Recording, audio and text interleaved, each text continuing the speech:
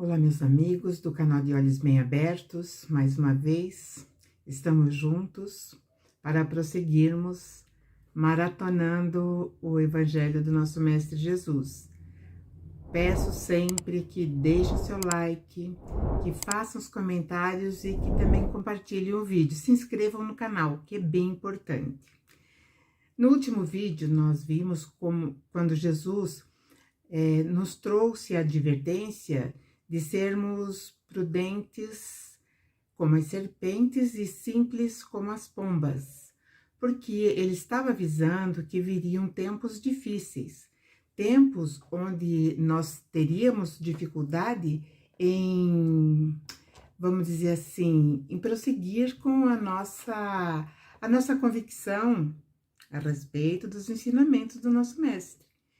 E esses tempos que são prenúncios, né, de uma nova era que vai chegar, eles estão à nossa porta, eles estão batendo. Então, nós percebemos, como eu falei, perseguições, aqueles que ostentam, né, a convicção na fé cristã e também, né, a proibição em muitos países até de ter uma Bíblia.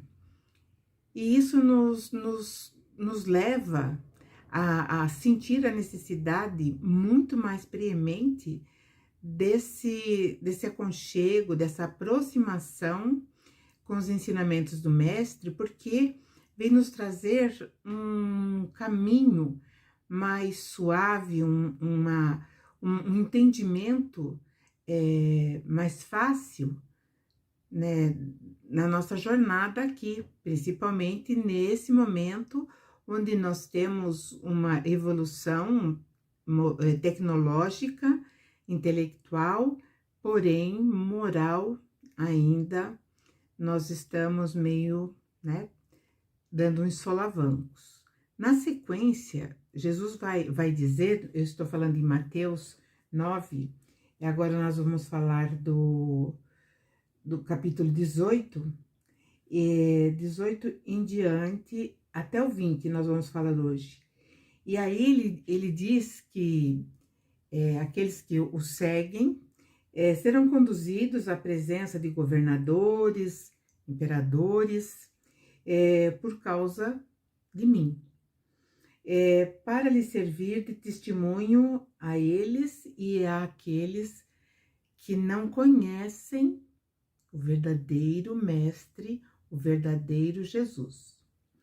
Mas quando vos entregarem, não vos dê cuidado como ou que haveis de falar, porque naquela mesma hora vos será ministrado o que haveis de dizer. Olha só a importância dessa orientação do nosso Mestre. Quando nós estivermos sofrendo esses percalços, ele diz que para nós não ficarmos apavorados ou tomando cuidado excessivo, porque o que nós vamos falar naquela hora, porque nós vamos saber, nós vamos intuir o que devemos dizer e como dizer. E aí ele diz assim, porque não serão vocês que irão falar, mas o Espírito do vosso Pai é quem fala em vós. Então, muitas pessoas acreditam que o nosso Pai, ele vai falar por nosso intermédio, assim, né, de uma forma muito misteriosa, e não é, na verdade não é isso. Quando nós temos a consciência de que nós somos a centelha viva do Criador, então essa centelha é a representação do nosso Pai no mundo. Sempre falo, nós somos os seus representantes, nós somos os co-criadores. Agora nós estamos abrindo os nossos olhos, nós estamos começando a entender todos os né, o par e passo que Jesus nos traz. Então, quando nós formos perseguidos, é a exata essência do Pai que habita em mim é quem falará.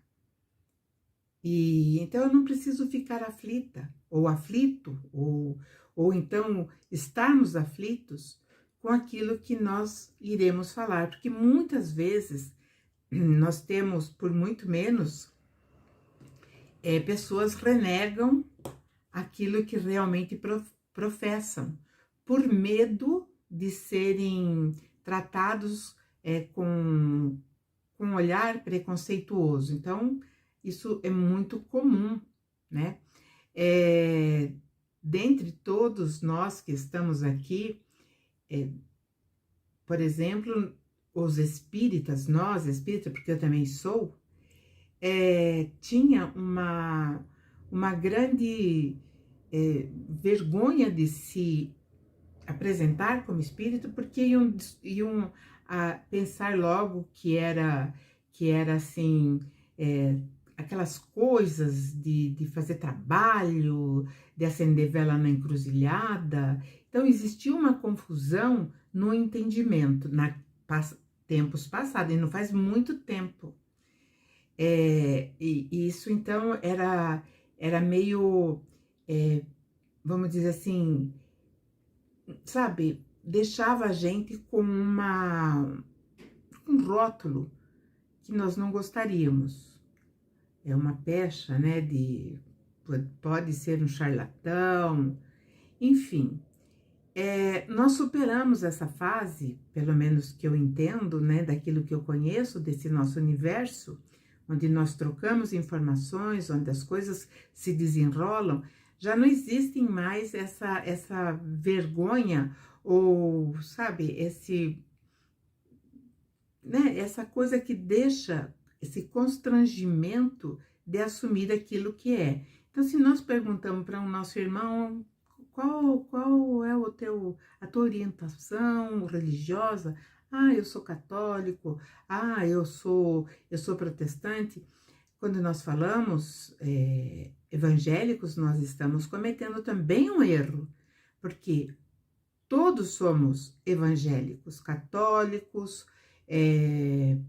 protestantes. Aliás, todo cristianismo é evangélico, porque o cristianismo segue o quê? As orientações do Cristo. Só que, naquele tempo que eu estou falando, onde muitas pessoas declinavam de se apresentar ou então se identificar como espírita, por receio de ser rotulado, sei lá, de macumbeiro, como muitas pessoas também ainda falam, só que hoje já não existe mais essa resistência por parte daqueles que se dizem espíritos, que estão dentro do universo cristão. Mas aqui, pelo que Jesus está falando, virão tempos em que nós seremos realmente silenciados em relação àquilo que nós professamos, que é exatamente o Evangelho de Jesus. E aí, nós teremos que ter essa consciência do que ele está falando aqui, que nós não devemos nos preocupar ou então tomar cuidados, como ele diz aqui, quando vos entregarem, não tomem o cuidado ou o medo com o que vocês vão falar, porque naquela mesma hora vos será colocado na boca o que haveis de dizer. Ou seja, nós teremos o quê? Aquela conexão com Jesus, com os planos mais elevados, e nós então aí não é que eles falarão por nós, nós teremos uma outra postura, nós teremos um outro entendimento, ou melhor, nós teremos o amadurecimento de enfrentar, sim, a adversidade, assumindo que sim, seguimos a Cristo, ou seguimos o Cristo, seguimos Jesus. E esses momentos estão cada vez mais, né, mais salientes, justamente pela rejeição que está acontecendo no mundo todo, inclusive no nosso país, em relação àqueles que se definem como seguidores de Jesus. E é aí que Jesus fala, então, que neste momento o Espírito do Pai, a centelha divina que está dentro de todos nós, né? Cada um indivíduo com a centelha, ou seja, essa é a nossa herança genética espiritual do nosso Criador, que é o nosso Pai. Então, essa centelha é que vai falar. Então, é a maturidade, é aquilo que nós temos, né, de entendimento, de compreensão daquilo que nós realmente somos e o que realmente nós queremos. É isso que Jesus está falando. E aí ele diz que vai acontecer muitas traições, porque ele fala que o irmão entregará à morte o seu irmão, o pai também fará a mesma coisa com o filho e o filho também fará a mesma coisa com o pai. Ou seja, né, ficarão uns contra os outros por medo da perseguição. Teve um tempo atrás, acredito que uns 10 anos atrás, talvez nem isso, no Iraque, eles matavam os cristãos que eles encontravam, eles matavam nas gruas, então eles penduravam nas gruas e era pelo pescoço, eram enforcados. Então tinha assim um cenário pavoroso, várias e várias gruas com pessoas enforcadas, homens e mulheres. E isso não faz muito tempo, porque se nós acharmos, né, 10 anos é agora aqui, né, no nosso calcanhar, nós estamos ainda sentindo o cheiro de 10 anos atrás. E 10 anos atrás já estava acontecendo isso. E agora, né, nós passaremos novamente por essa porta estreita, porque os tempos estão mudando. E nós estamos tendo também um período, né? Nós como humanidade, nós estamos tendo um período onde realmente nós vamos tirar a nossa máscara e mostrar realmente a nossa essência, aquilo que nós somos, aquilo que nós compreendemos, aquilo que nós já realizamos, aquilo que nós temos como bagagem de conhecimento e discernimento. Então, é nós conosco mesmo e com o mundo. E hoje, mais cedo, eu fiquei pensando numa passagem que nós vamos ver mais na frente, quando Jesus afirma que o seu reino não é desse mundo. E se Jesus falou que o reino dele não é deste mundo e que nós somos seus seguidores e tutelados, então, se nós analisarmos, esse mundo também não é nosso. Esse mundo também não é nosso.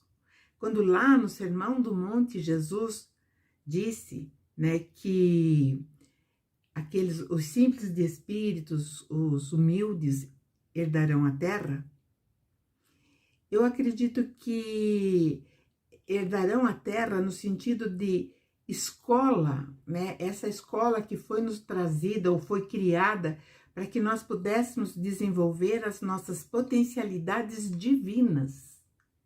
Então, nós herdamos sim. A terra, por enquanto, é o nosso lar e temporariamente ela é nossa. Mesmo quando nós não estamos mais situados no plano físico, ela continua sendo a nossa morada, a nossa terra. Então, nós somos esses herdeiros temporários da terra. O mundo poderá passar, sim, por um reajuste moral, mas será drástico, porque se hoje nós fizermos um levantamento, nós perceberemos que todas as oportunidades já foram dadas à humanidade. E hoje, talvez nós estejamos aí caminhando a última ou uma das últimas etapas onde nós podemos realizar a nossa transformação íntima, com esses valores, com esses critérios que Jesus nos traz. E quando Jesus fala que nós seremos odiados, ele diz aqui, no versículo 22, e odiado de todos sereis por causa do meu nome, mas aquele que perseverar até o fim será salvo. Essa salvação não é, né, a garantia de nós estarmos num cantinho do céu, porque nós sabemos que a nossa casa é o universo. Porque nós não entendemos até onde iremos necessitar desse universo em que vivemos para a nossa sublimação. Então, são etapas que, uma vez que nós fomos criados, nós não sabemos aonde chegaremos. E isso faz com que nós sintamos cada vez mais uma convicção mais profunda, mais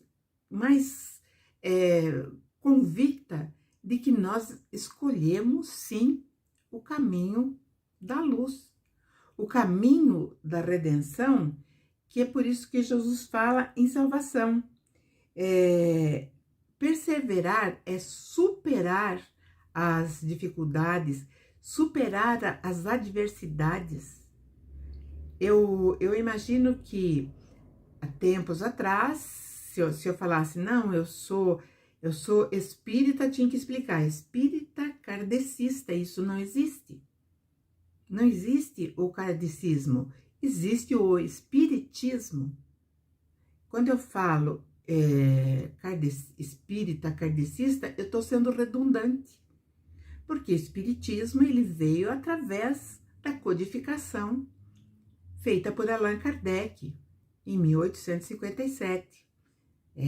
Esse ano, onde, né, no dia, se não me falha a memória, dia 17 de abril de 1857, veio à luz o Livro dos Espíritos.